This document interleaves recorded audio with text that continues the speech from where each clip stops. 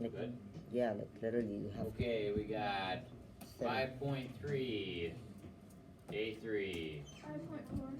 That's what I meant, just making sure you guys are paying attention.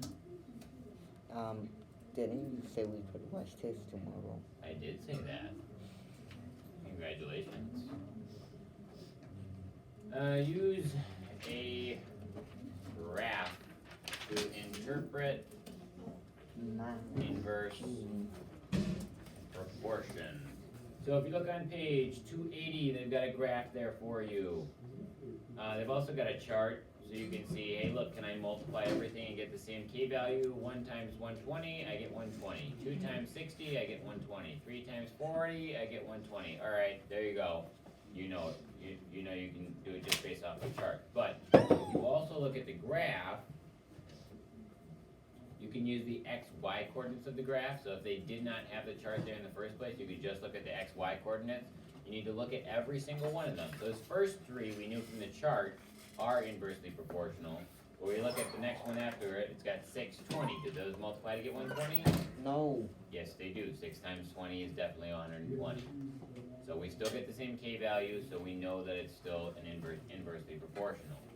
We look at the top of page 281, and they said, find the constant of proportionality in the graph, then write an inverse proportional equation. Well, we've got an x value, actually no, I'll just write the point that we had. So we've got 212, What page? Oops. Oh yeah, I got it. 212, so on page 281, the graph on there, and we know that's the x value and the y value. Well, if we remember, what is the equation for y equals, is it y equals kx?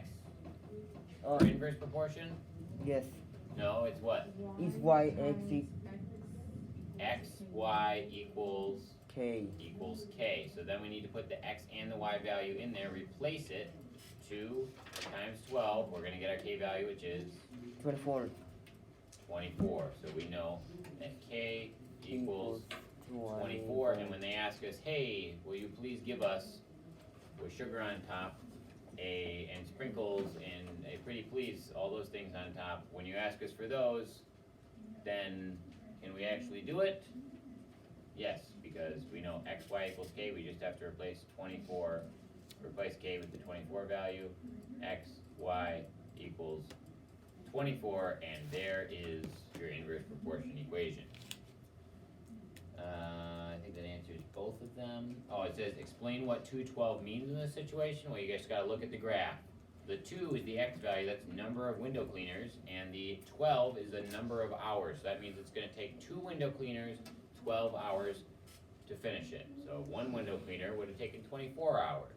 3 window cleaners would have taken 3 window cleaners would have taken 28 hours. But when you multiply window cleaners times the number of workers, it should still equal 24 hours, meaning that there's 24 total hours of work to do. But the more people you have doing it, the less time it's going to take you. But what do you think?